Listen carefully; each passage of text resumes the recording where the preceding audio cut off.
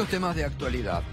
Mire, usted que durante muchos años me sigue todas las mañanas en Radio 10 y que me conoce, sabrá de mi frase, son tan obvios.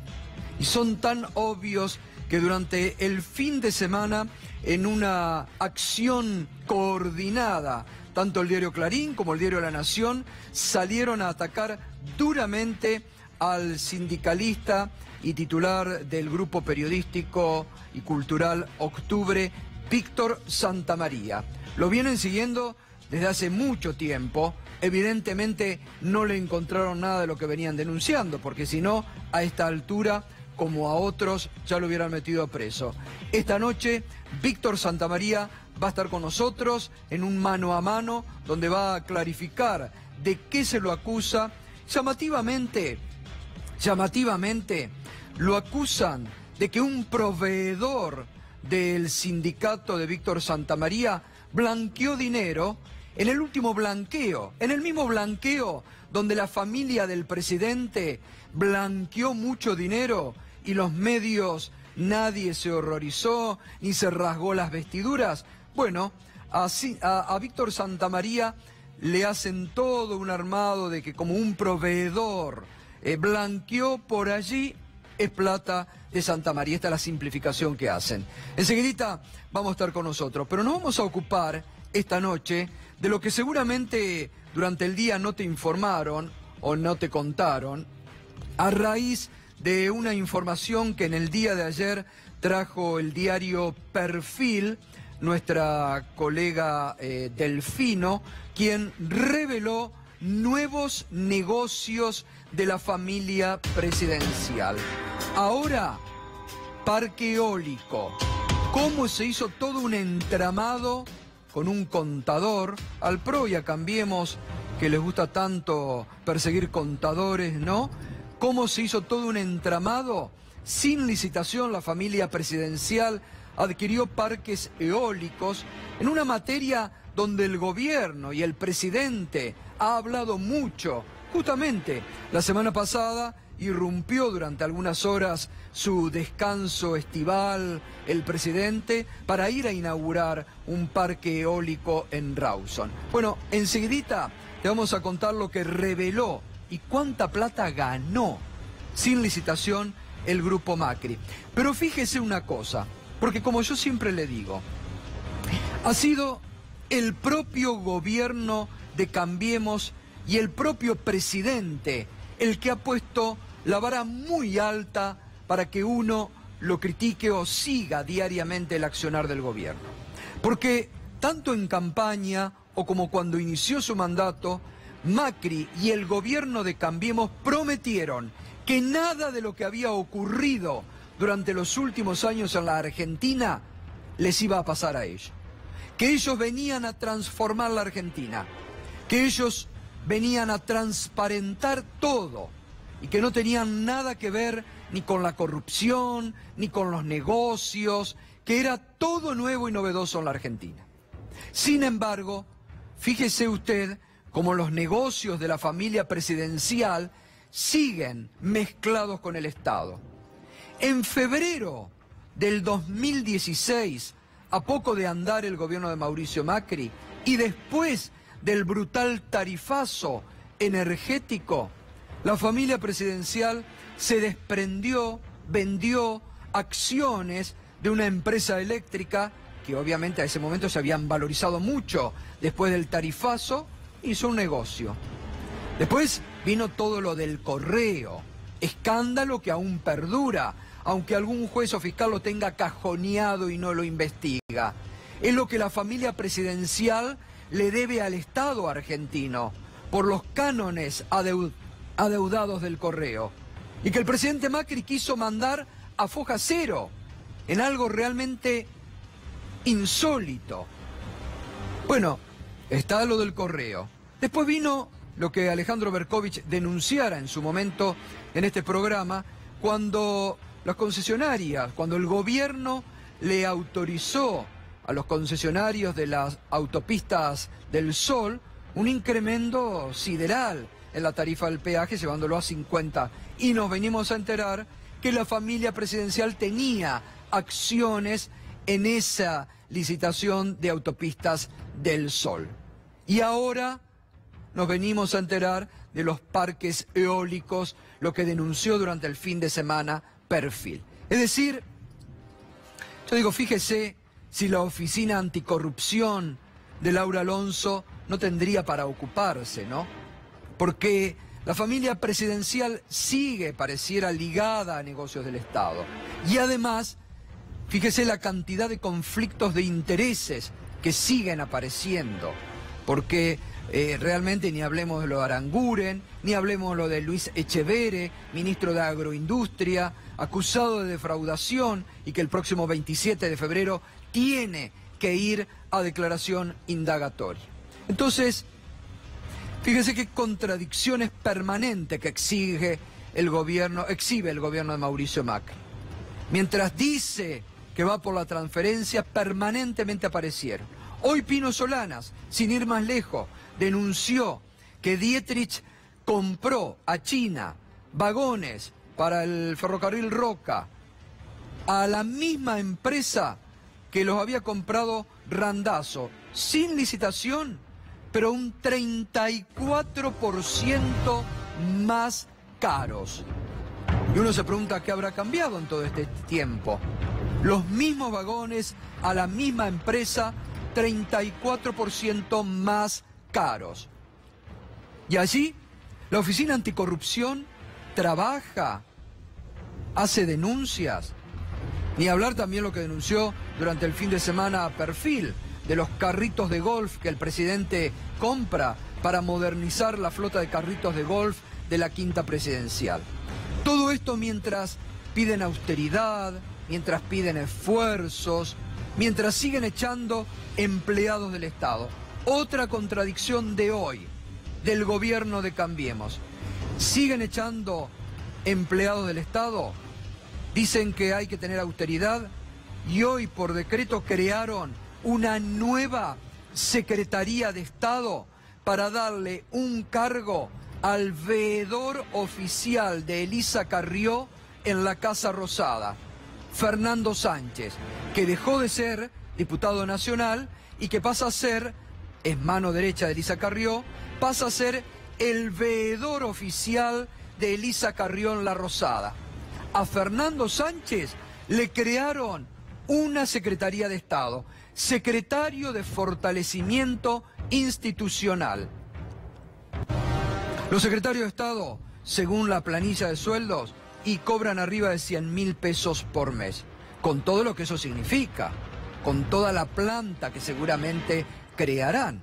Entonces, otra contradicción más del gobierno de Cambiemos, que realmente, reitero, puso la vara muy alta al inicio de su gestión. Prometió que todo lo que se hacía en la Argentina no se iba a hacer más, y fíjese, en estos minutos, los hechos que le he ido enumerando. Bueno, enseguidita entonces vamos y nos acompañás a partir de este momento, en minuto 1, con el hashtag Negocios de Familia. Acompañanos y opinás también a través de las redes sociales y de Twitter, ¿no? El primer tema, los negocios de la familia Macri.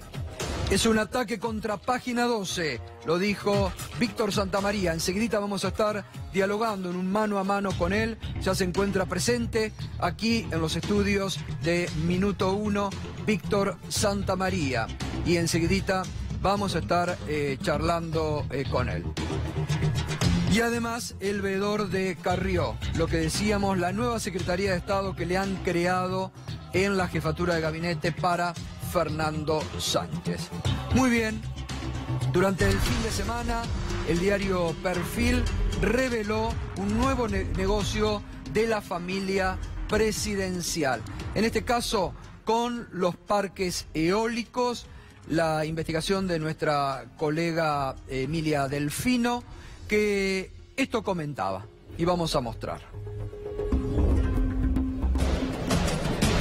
Durante 2016 y sin pasar por licitaciones públicas, Sideco Americana, empresa insignia de los Macri, creó junto con un grupo de socios 4 empresas a nombre de un contador y adquirieron 6 parques eólicos en Chubut y Miramar. La ganancia mínima, que ayer decía el diario Perfil, 15 millones de dólares.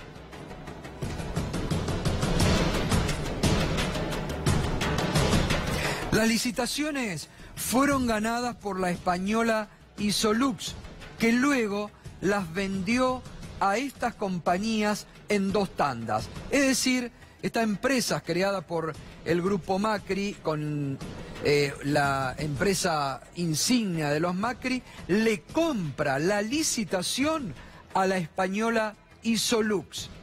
No participaron en ninguna licitación. Le compra la licitación a la española Isolux.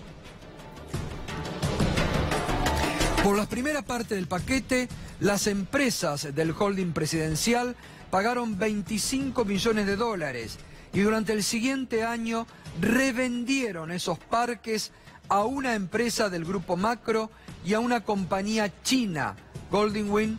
Con solo uno de los parques hicieron una ganancia de alrededor de 15 millones de dólares. Ahora, ¿quién es el contador?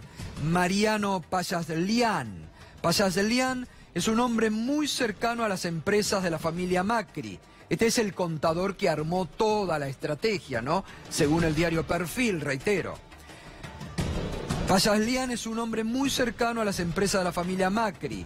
A lo largo de los últimos años figuró como síndico de Sideco Americana y de la constructora IEXA, entonces de Ángelo Calcaterra, el primo presidencial. Su estudio, Jitsi Payaslian, prestó servicios a una unión transitoria de empresas, UTE, entre Isolux e IEXA. ¿Cuáles son las empresas que fundó Mariano Payaslian? USIR Argentina, Parques Eólicos Miramar Sociedad Anónima, Sideli Sociedad Anónima, Sidcel Sociedad Anónima. Y hace instantes, Perfil.com puso en pantalla una nueva nota sobre esta. Con los parques eólicos, las empresas de los Macri ganaron al menos 48 millones de dólares. Perfil reveló cómo entraron en el negocio a la par de la llegada de Macri al poder. En el holding de la familia presidencial confirmaron que vendieron los activos un año más tarde por el caso Correo Argentina. Es decir, cómo la familia presidencial sigue haciendo negocio aún con el presidente Mauricio Macri en el poder. Uno se pregunta, ¿no? ¿La Oficina Anticorrupción no tendrá que hacer un análisis de esto, una investigación? ¿Dónde está la ética de la que tanto habla el gobierno de Cambiemos y el PRO?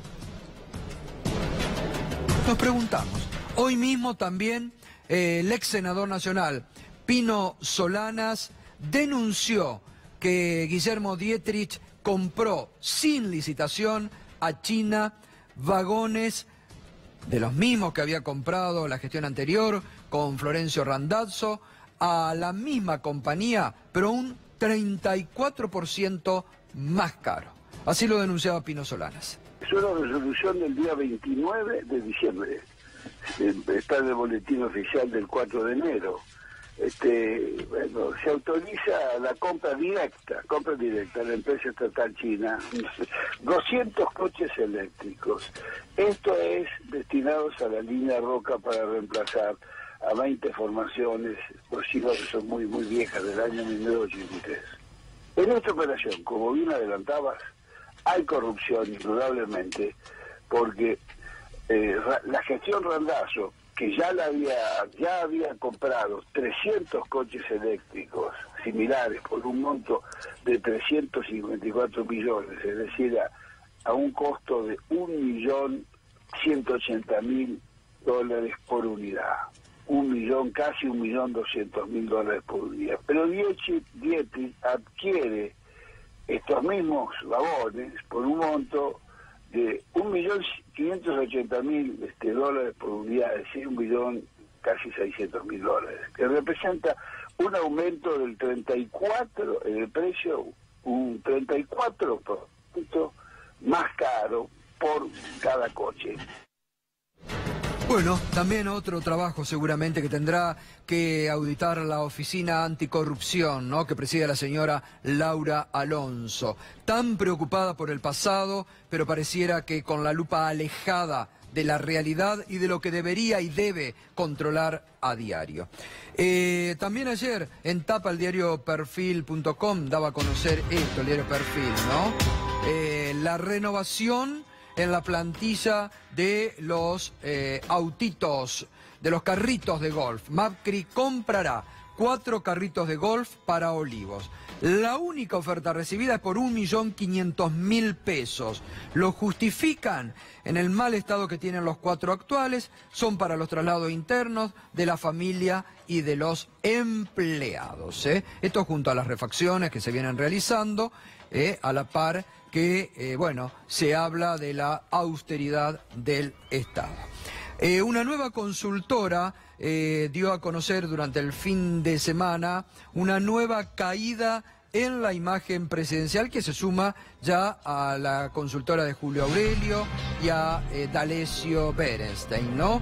Esto es Ipsos, la encuestadora Ipsos Argentina, que para los últimos días de diciembre, los primeros días de enero, están indicando una evaluación en la imagen y en la gestión del presidente de un 44% en la caída, ¿no? 44% de imagen positiva tiene el presidente, que venía de una imagen del 54% que ha caído a inicio de este año a un 44%, lejos de aquel 71% que marcaban las encuestas cuando asumió la presidencia de la Nación. Mucho del impacto de la rebaja en los saberes jubilatorios tiene que ver, y también los hechos de violencia con la represión policial y de la gendarmería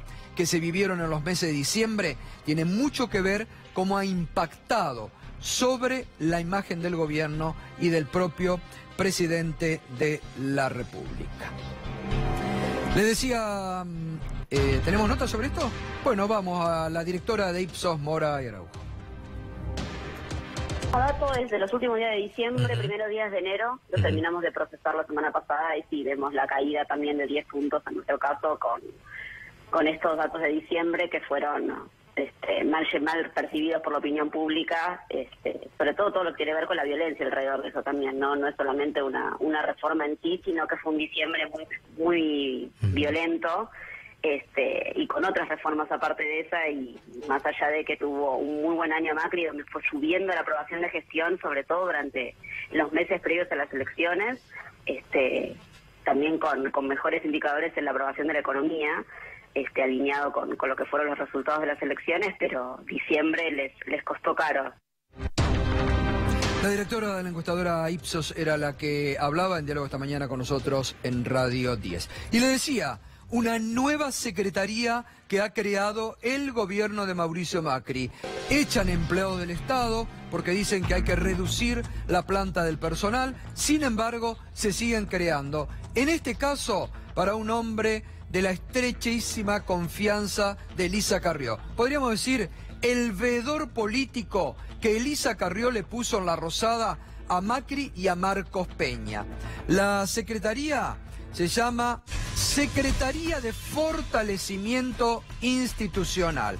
El gobierno formalizó la creación de la Secretaría de Fortalecimiento Institucional bajo la órbita de la jefatura de gabinete y la designación del ex diputado nacional de la coalición cívica, Fernando Sánchez, para estar al frente de la nueva dependencia. Reitero, un secretario de Estado está ganando arriba de los 100.000 pesos. Hoy un ministro gana 160.000 pesos, un secretario de Estado arriba de los 100.000 pesos. Pero la nueva contradicción que se marca en el gobierno de Macri: echan empleados, no renuevan contratos, Está ahora todo un conflicto que se ha abierto en los medios públicos, donde se quiere reducir, incluso hoy, con presencia, por primera vez, un hecho inédito, policial, tanto en la TV pública como en la radio nacional. Pero, eso sí, se siguen creando secretarías y subsecretarías de Estado. Esto es un cargo de creación eminentemente política. Es un pedido que Elisa Carrió le hizo. Es como para darle trabajo a Fernando Sánchez, que se quedó sin trabajo como diputado nacional y ahora va a ser una especie de veedor de Elisa Carrió en el riñón de la Casa Rosada, de la jefatura de gabinete, y para estar al tanto, ¿no? Y la información que, como también fiscal, Elisa Carrió tendrá que tener, supongo, del propio gobierno. Pero hay una nueva contradicción del gobierno. Por un lado, echa empleados públicos, piden austeridad, pero siguen creando secretarías de Estado.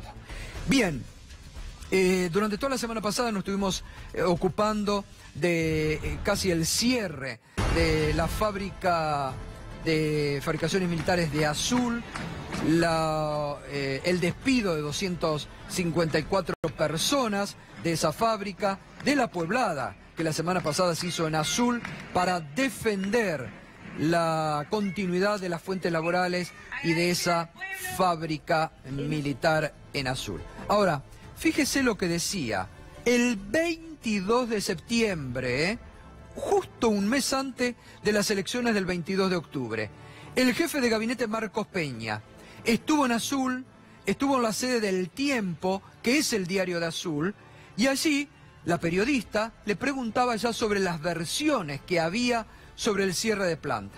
Estaba acompañado Marcos Peña por el intendente de Azul, que ingresó como Frente para la Victoria, pero que se cambió a Cambiemos, y por algún concejal. Mire lo que respondía Marcos Peña. En Azul funciona una de las plantas de fabricaciones militares, FANAZUL. Trabajan 258 personas que justamente ahora van a ir al municipio a entregar un petitorio al intendente porque están en riesgo sus fuentes de trabajo. Luis Rivas, el nuevo interventor, les informó que va a haber un recorte del presupuesto, que va a haber un achique de personal. ¿Qué es lo que pasa con fabricaciones militares? La planta de Azul, bueno, como las otras tres de Santa Fe y Córdoba. Sí, primero que nosotros no aceptamos la idea del riesgo laboral, ¿no? O el riesgo de despido. Lo que nosotros estamos haciendo con todas las empresas públicas es trabajar seriamente, fortalecerlas. ¿Cuántas veces se ha hablado de que íbamos a cerrar tantas cosas y después no ocurrió? Y entonces lo más importante es tranquilidad en términos de que hoy no hay ninguna definición tomada y que lo que se hará siempre en el marco de la racionalidad y la búsqueda de fortalecer estas instituciones. Esto lo dijo un funcionario nacional a los trabajadores hace una semana, que va a haber achique, por eso la preocupación. ¿Ustedes lo grabaron? Lo dijeron ellos, por eso yo digo, no lo digo yo. Dijeron. No, pero por eso yo digo, no lo digo yo. En este se los dijo un funcionario nacional a ellos, no a mí, obviamente. Nosotros tenemos otras versiones. Tenemos otras versiones también. Bien, no es tan así el tema. No. Exacto. Bueno, se enojaba ahí el intendente, le retrucaba, le retaba a la periodista, decían si lo tenían grabado, negando, como hicieron mucho, negaban antes de octubre la rebaja en los saberes jubilatorios, se concretó. Negaban la reforma laboral, la están anunciando para febrero. En Azul negaron lo que ahora están haciendo. Decían que iban por el fortalecimiento de las empresas públicas y la racionalidad. ¿Qué racionalidad es cuando despiden 254 empleados y está prácticamente para el cierre la fábrica de Azul? A veces es preferible no decir nada antes que jugar nada más ni nada menos que con la situación laboral de 254 familias que sabe lo que significan para una ciudad.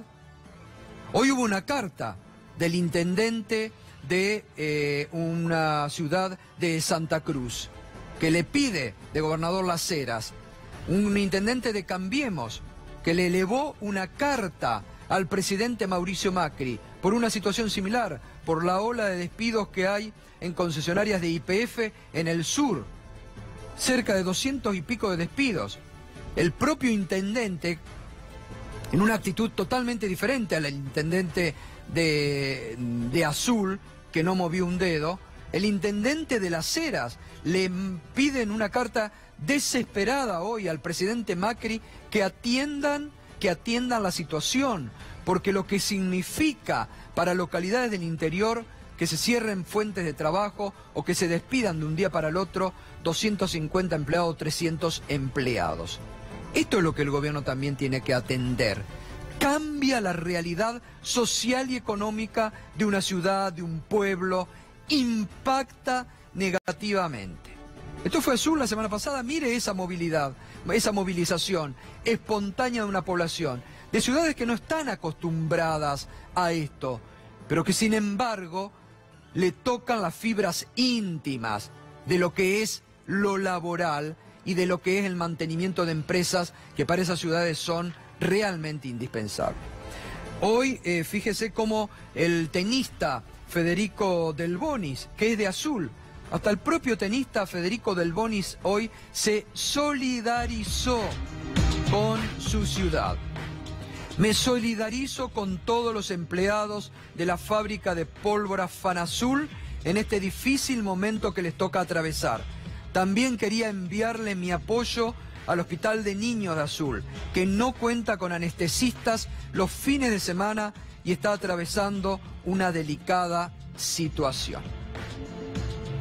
Un tenista que se preocupa, se solidariza.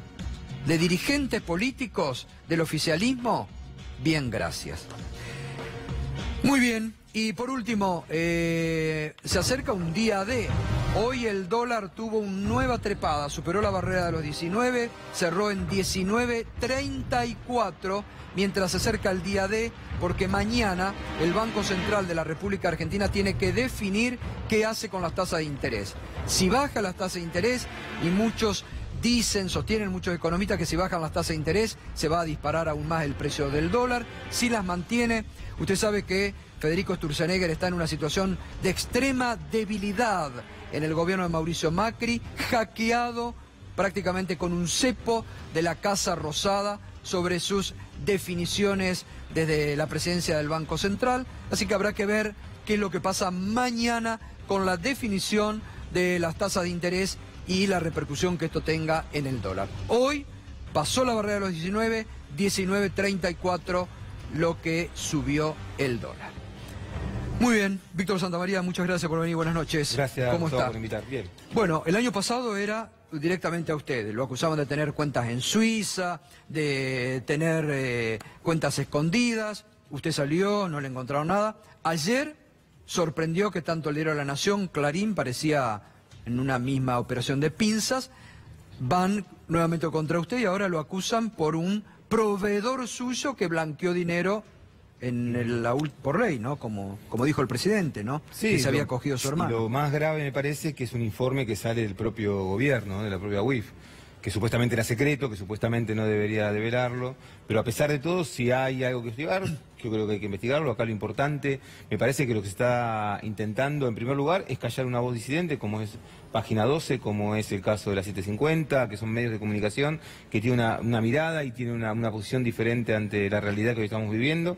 Que también hoy se están discutiendo temas en la Argentina que no son el debate nacional, que tiene que ver con el desempleo, que lo que está pasando en el interior de nuestra provincia, como lo acabas de decir vos recién, pero también tiene que ver con la reforma laboral, también tiene que ver con lo que fue la reforma previsional. Me parece que hay un cambio de paradigmas importante que no se están debatiendo y no se están discutiendo en los grandes medios de comunicación. Y por ende hay que ocupar tiempo, ocupar líneas, ocupar espacios en tratar otros temas que pueden ser también importantes, pero me parece que no son centrales en la discusión de un país. Y la verdad que yo creo, y me gustaría creer principalmente, es que en Argentina no hay persecución, especialmente de parte del Poder Ejecutivo. Que yo entiendo que el Poder Ejecutivo está para gobernar, es bueno que empiece, que lo haga, que demuestre que está gobernando. ¿Pero usted lo toma esto como una persecución hacia su persona? A ver, ¿o hacia el grupo?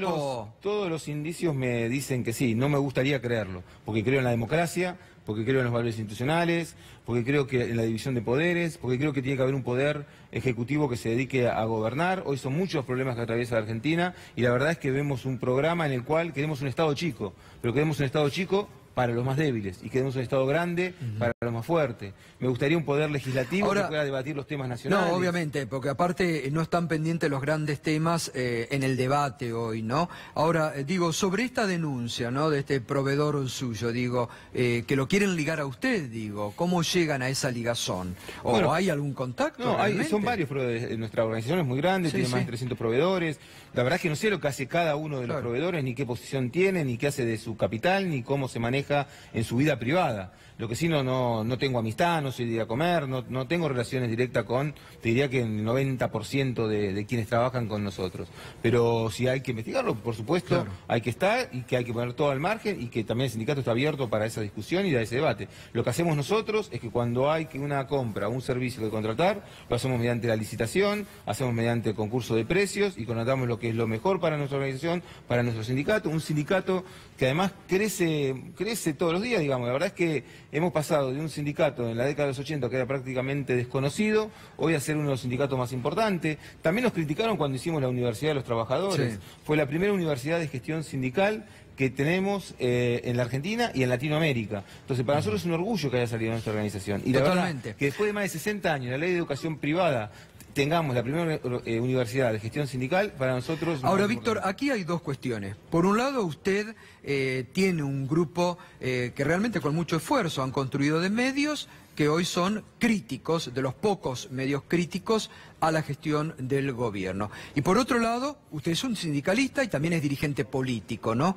Y estamos viendo cómo el gobierno quiere disciplinar sindicalistas con muchas denuncias, aquellos que tienen que rendir cuentas a la justicia, que rindan, evidentemente hay muchos corruptos que paguen o que rindan sus cuentas, pero digo, es como que el gobierno quiere meter a todos en la misma bolsa, ¿no? Sí. Dice, bueno, vamos ahora por Víctor Santamaría, porque lo están anunciando, digo, esto es lo peor, digo, las marcaciones que se hacen, ¿no? Porque a usted lo están marcando, lo están señalando en forma permanente desde hace muchos meses en los medios, Pero ¿no? hay un libro que se llama La Psicopolítica, que es de un autor coreano, de Corea del Sur, y que habla justamente sobre el tema de los medios y el tema de la política y el tema de los miedos. Y cómo a través de la instigación y cómo a través de instalar temas y cómo a través del miedo también se disciplina. Entonces, es una teoría que no solamente es una teoría argentina, porque lo escribe un coreano, o sea, no podemos decir que sea alguien que está haciendo operación para alguien, sino que es una visión también global del mundo de lo que está pasando, lo que pasó en Brasil, lo que pasó en Ecuador,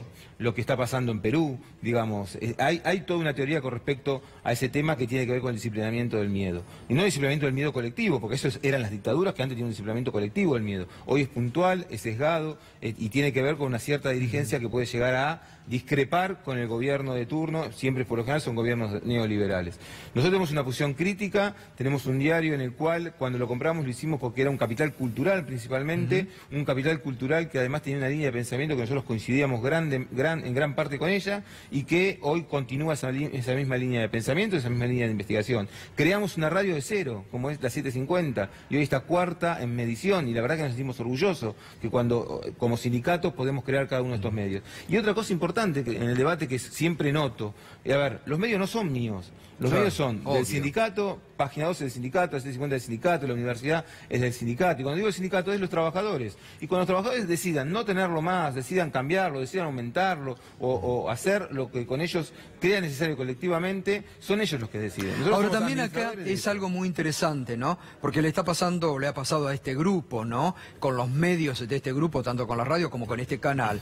¿Esto usted cree que es algo desde el gobierno direccionado o también que hay medios en la Argentina poderosos que están preocupados por el crecimiento, bueno, de los grupos, de sus medios o de este medio, y que han dicho, muchachos, no queremos que nos hagan sombra, no hay espacio para otros, acá hay espacio para este y a los demás lo cerramos, váyanse todos y cerramos esas fuentes laborales? Puede haber una coincidencia de intereses, la verdad, yo lo que noto que es un gobierno que te disciplina, por ejemplo, en el caso de Página 12, con el tema de la pauta.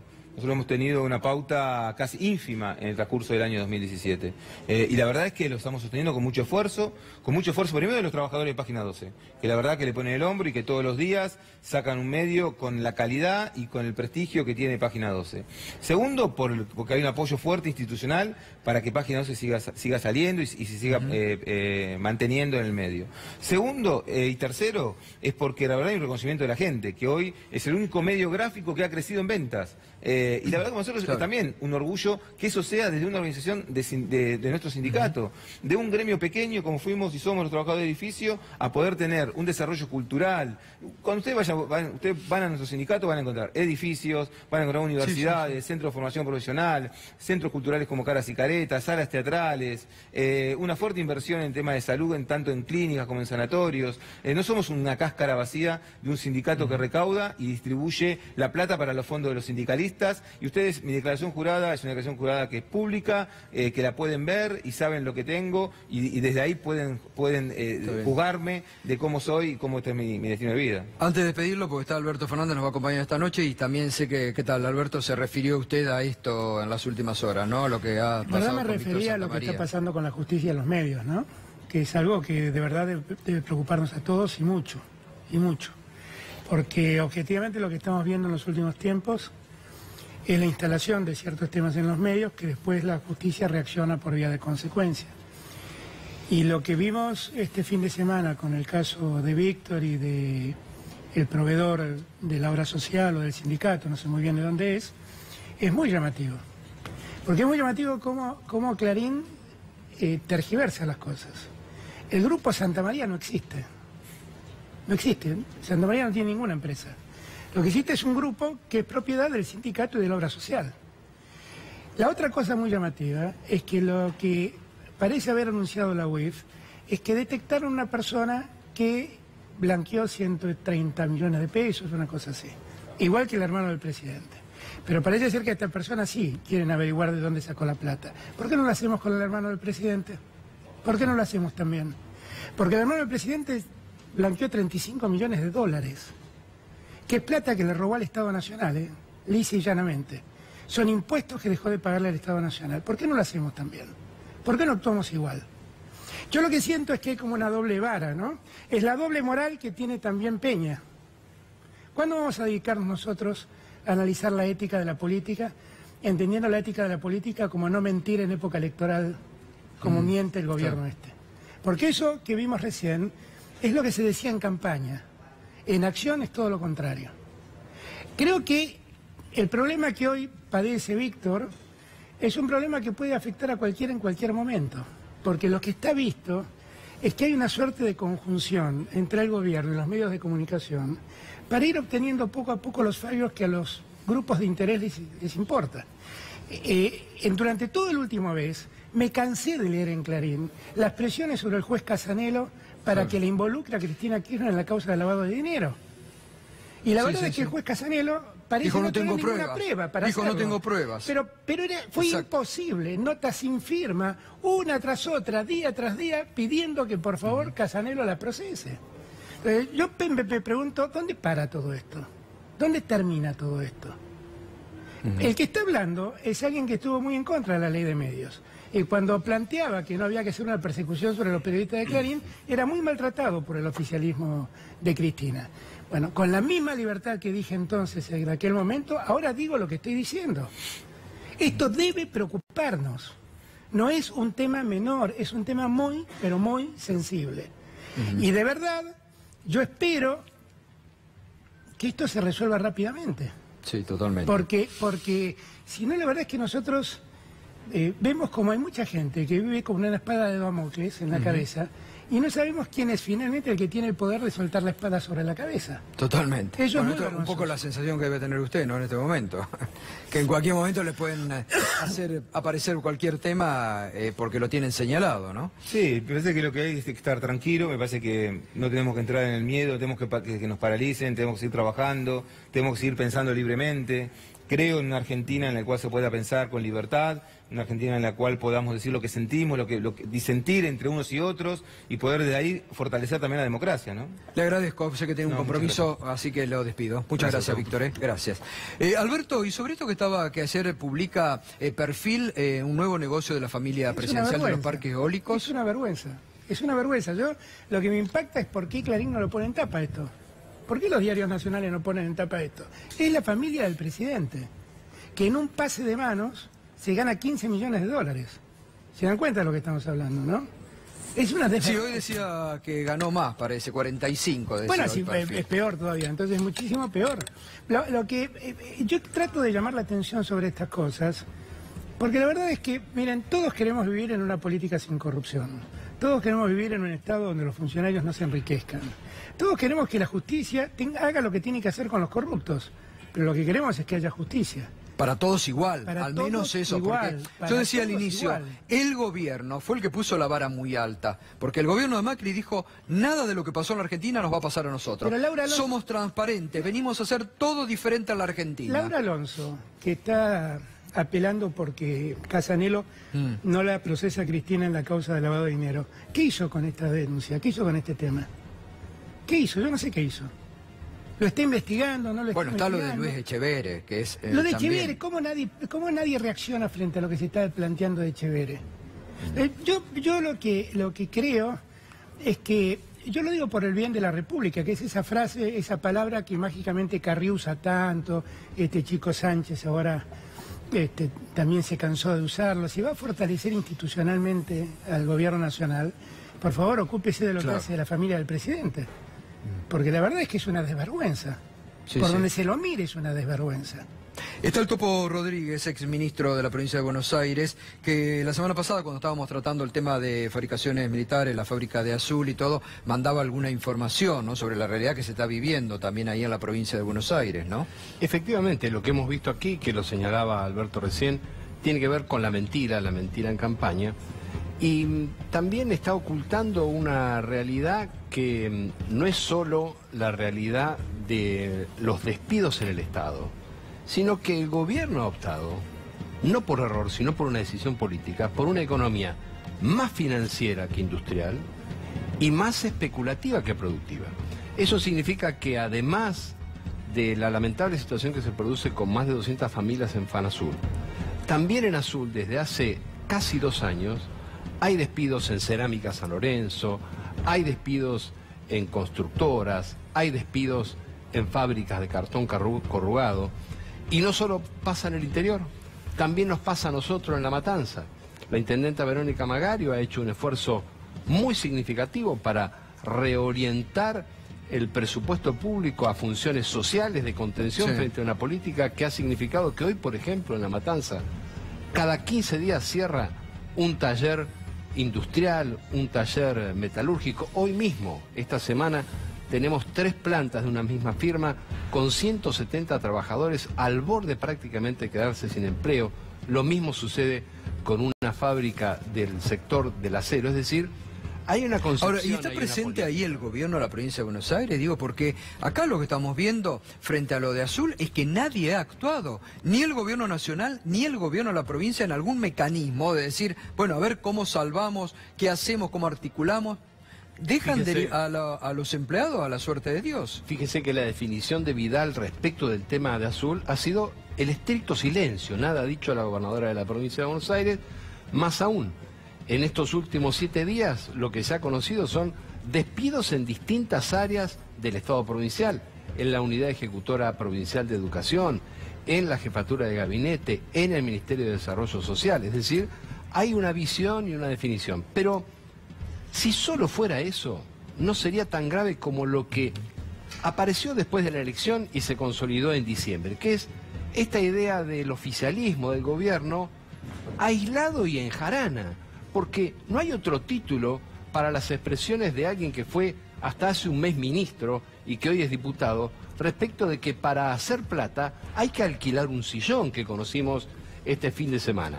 Mientras eso sucedía, el presidente Macri hablaba con la persona, se dice, más rica del mundo, Jeff Bezos, el titular de Amazon, acerca de la necesidad de invertir en Argentina.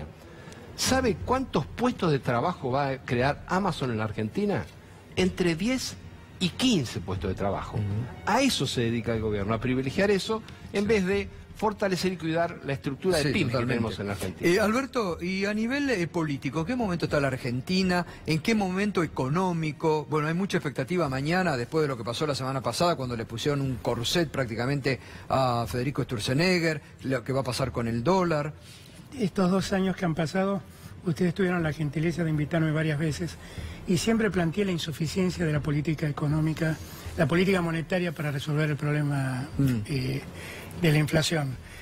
Finalmente se dieron cuenta y tuvieron que reconocer que fallaron en el 2016, que fallaron en el 2017 y que las proyecciones del 2018 no eran buenas, e inclusive las que proyectaron finalmente ya han fracasado, porque ya evidentemente la inflación va a ser mucho mayor, ese 15% que pronosticaron. Yo creo que estamos en un escenario muy complejo. Ya en diciembre otra vez se nota un frenazo de la economía, se nota una inflación creciente, va a ser muy importante la inflación de enero y de febrero, en una economía que sigue paralizada, que celebra que el consumo aumentó el 1%. Sí. Entonces, después de 22 meses consecutivos de caída. Entonces, yo siento que estamos en un escenario muy, pero muy complejo. Que yo pero no daría la impresión como que el gobierno no se anoticia. El presidente, me parece que el presidente es de los que piensa que si no hablamos de estas cosas la gente no lo percibe. Pasa. Pero la verdad es que lo mismo pasaba en épocas de Cristina cuando él decía, pero miren que el problema de la inflación, la gente va a los supermercados y se da cuenta. Bueno, acá pasa lo mismo. Todos notamos cómo cada vez ganamos menos, cada vez nuestro sueldo alcanza para menos, cada vez es más dificultoso poder llegar a fin de mes. Y esto realmente se está convirtiendo en un problema muy, pero muy agudo, en un gobierno además que no tiene mayoría en ninguna de las cámaras y que está perdiendo popularidad a pasos agigantados y que ha hecho cosas tremendas en los últimos tiempos. Ahora vamos a ir a hablar sobre el tema político. Taisat Runi, que siguen muy seriamente todo el tema, hablando Alberto y hablando el Topo Rodríguez del tema de la inflación y cómo eso repercute en precios. Ustedes vienen siguiendo mes a mes. ¿Cómo está impactando ahora una inflación de casi el 3% en diciembre, el aumento del dólar en los sectores más populares? No, lo que ha habido... Yo primero quería decir una cosa que tiene que ver con lo que ustedes han estado hablando. O sea, las personas que hoy están en el gobierno, cuando estaban en la oposición, siempre hablaban de que el kirchnerismo era un capitalismo de amigos. Sí. Es una definición, digamos, que oculta una cantidad de cosas y a lo mejor tiene alguna cosa de verdad. Lo que sí es que lo de ellos es cierto que es mucho más transparente, porque han dejado de ser un capitalismo de amigos para ser directamente un capitalismo de familia, digamos claramente. O sea, hay una familia que es la que se va beneficiando con hechos realmente de un nivel de corrupción abierta, digamos que es sorprendente día a día, como fue en su momento la modificación por decreto del blanqueo de capitales, que la ley de blanqueo de capitales que impedía que familiares o funcionarios y que sumen, por decreto, ¿no? Se permitió, que lo que decía recién Alberto hacía alusión respecto a lo que blanqueó el hermano del presidente. Estamos en presencia claramente de un capitalismo de familia. Yo creo que esa es la mejor definición que podemos tener, y eso se ve obviamente desde los barrios y se ve desde la gente y se ve con mucha bronca. Lo que se ha visualizado durante el año es que hay, en términos generales, hay una inflación interanual de aproximadamente entre el 22 y 24%. Ahora, si uno va a ver más finito cuáles son los productos que más han aumentado, ahí es donde el problema es mucho más grave, porque hay productos que, por ejemplo, la papa aumentó el 70%. ¿La papa? La papa aumentó el 70%. Las verduras en general aumentaron mucho, el tomate 44%, pero también los lácteos, los yogures. ¿La leche? La leche aumentó el 33%, el yogur aumentó el 43%, los quesos aumentaron el 33%. O sea, son productos de primera necesidad en la dieta familiar. Y eso explica dos cuestiones, tiene dos consecuencias graves muy importantes. Primero, las propias estadísticas oficiales, los propios anuncios o publicaciones del INDEC hablan de un crecimiento de la indigencia. Sí. Crecimiento de la indigencia. O sea, en el conurbano de la provincia de Buenos Aires hay más de 1 millón de personas que no tienen los recursos suficientes para alimentarse adecuadamente. Esto es lo que dice la estadística del INDEC. El último informe hablaba de un pequeño descenso de la pobreza, pero de un ascenso de la indigencia. Claro. ¿Cierto? O sea, eso... Y el tema, me acuerdo que usted acá en este programa en enero del 2016 empezaba a advertir sobre la mala alimentación. Y la otra consecuencia es el tema de la malnutrición. Claro, la malnutrición. Nosotros hacemos 2 relevamientos anuales de la situación de nutrición en los barrios populares de niños y adolescentes de 0 a 19 años. En el primer relevamiento que hacemos en marzo-abril del año 2017, apareció un 43% de niños y adolescentes en situaciones de malnutrición. Y en el segundo relevamiento que hicimos en noviembre, la malnutrición había subido al 47%. Es alto, ahí altísimo. Está altísima, Claro. altísima. Ahí está la consecuencia directa de cómo se van reacomodando los precios de los alimentos increíble. y de determinados alimentos. Ahora, es llamativo porque el gobierno donde va ahora a ajustar es en jubilados y en la asignación universal por hijo, que es lo que más necesita para estos casos quizá que está comentando. Es increíble. Mirá, por ejemplo, entre los 2 aumentos con la ley anterior, de la asignación universal por hijo, una familia que tiene 2 asignaciones recibió durante el año 2017 con la ley anterior 618 pesos. ¿Y este año cuánto va a recibir? Por mes. Y al final del año, la misma familia necesita 1.000 pesos más. Claro. Para poder cubrir su canasta básica. ¿Y ahora con la reducción? Y ahora con la reducción se sabe que eso va a tener un descenso que es prácticamente a la mitad del porcentaje que venía recibiendo antes. Ahora, ¿cómo está la situación social hoy por hoy? Lo que se palpa en el conurbano, en La Matanza, en la provincia de Buenos Aires. Nosotros hemos tenido que tomar decisiones muy fuertes. Verónica Magario, acompañada en este caso por Fernando Espinosa, ha decidido muy fuertemente reorientar el presupuesto público hacia el fortalecimiento social. Tanto es así que cuando se inició el gobierno de Magario a fines de diciembre de 2015, nuestros comedores atendían a 30.000 chicos. Hoy atienden a 45.000 más.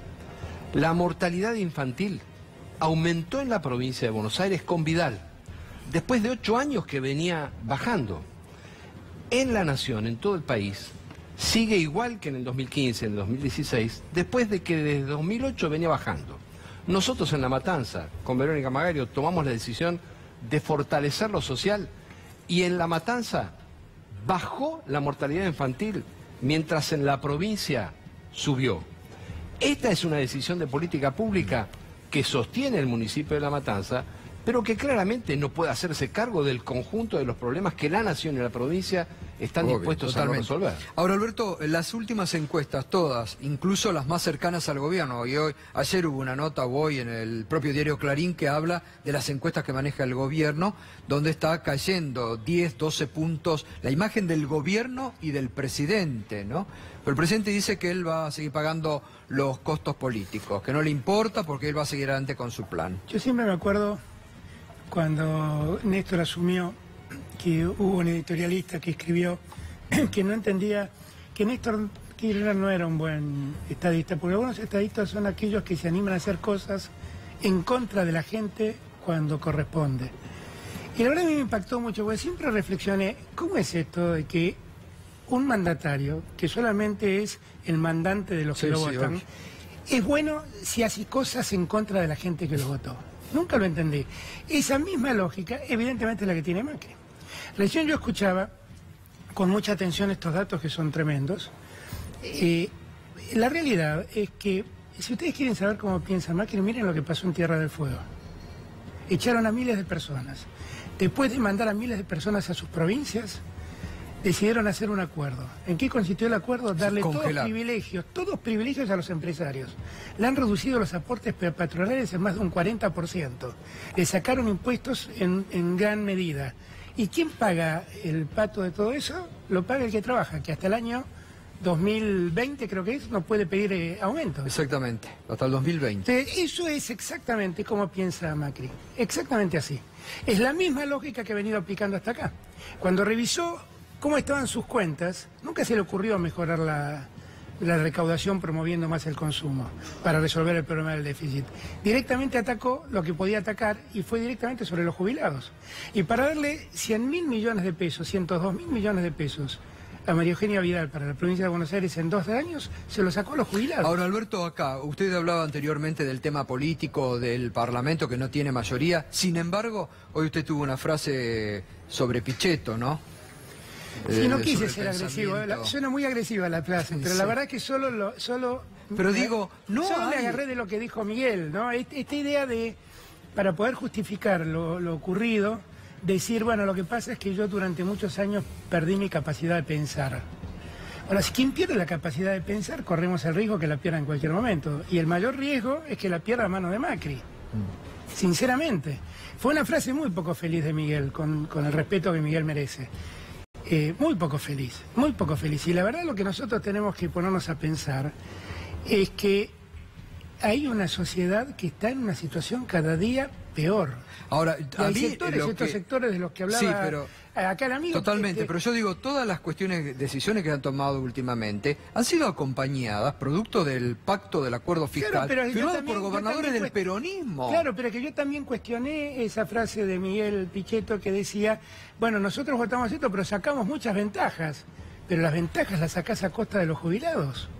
O sea, efectivamente La Rioja se llevó unos pesos a costa de sacarle 100.000 millones de pesos a los jubilados. Y a la asignación universal por hijo, claro, y a las pensiones por discapacidad. La verdad es que me parece que está espléndido que las provincias mejoren su situación, está espléndido que negocien con el Estado Nacional, que es el que se lleva la mayor tajada, pero también es necesario que se haga no en detrimento de los que menos tienen.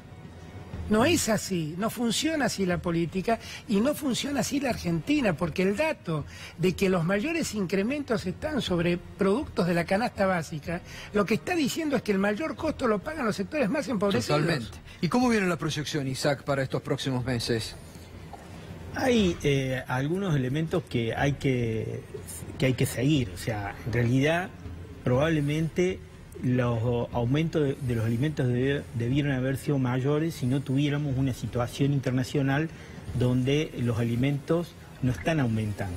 O sea, a diferencia de la década anterior, los alimentos a nivel global aumentaron. Claro, pero además a esto hay que sumarle ahora el aumento del transporte a partir del 1 de febrero, tarifas, ¿no? Lo del dólar. La depreciación del dólar. La depreciación del dólar me parece que es una herramienta a la que el gobierno ha recurrido como en forma inevitable porque tiene un agujero en la balanza comercial que no puede, que es increíble, que ha llegado al final del 2017 con un déficit de 8.000 millones de dólares. Realmente es un mérito extraordinario de este gobierno haber logrado en un año pasar de un superávit de 10.000 millones de dólares a un déficit de 8.000 millones de dólares. Creo que es algo inédito. Si uno toma la historia de los distintos gobiernos, probablemente no ha sucedido nunca. La verdad que se llevan una medalla de oro ahí en ese aspecto. Todos estos elementos van a influir, obviamente, en el aumento, en los precios de los alimentos. Hay que ver en qué magnitud y cómo se van absorbiendo, pero inevitablemente van a tener un impacto muy negativo en el poder adquisitivo real de las familias. En las últimas horas la gobernadora Vidal dijo que no había municipio de la provincia de Buenos Aires donde no se vean obras del gobierno provincial. Bueno, ¿La reciben ustedes en La Matanza? Lo que hay que clarificar es que hace 2 años la legislatura de la provincia de Buenos Aires, por iniciativa de los intendentes peronistas, prácticamente le arrancaron al oficialismo y a Vidal la necesidad de constituir, con parte del endeudamiento que tomó la provincia de Buenos Aires, un fondo de infraestructura municipal. La gobernadora decidió eliminar ese fondo de infraestructura municipal. Y del 100% de los recursos a los que recién se refería Alberto, que va a recibir la gobernadora de la provincia de Buenos Aires en los próximos años, solo el 16%, es decir, 16 de cada 100 pesos van a ir a los municipios. Yo me pregunto, ¿qué fondo del conurbano hay cuando se queda con 84 de cada 16 pesos para su manejo discrecional? Aquí hay que poner el acento en la realidad y dejar de mentir también, en el sentido de que hay muchos municipios que somos discriminados en la distribución de los recursos, tanto provinciales como nacionales. El 66% de los denominados ATN, aporte de Tesoro Nacional, han ido a municipios del oficialismo. Entonces, en esto hay que dejar de mentir también. Hacemos una breve pausa y enseguida continuamos aquí en Minuto 1 con los temas de actualidad. También enseguida, tras la pausa, vamos a compartir lo que pasó este fin de semana en Mar del Plata en contra del represor y el genocida Miguel Ángel Echecolat.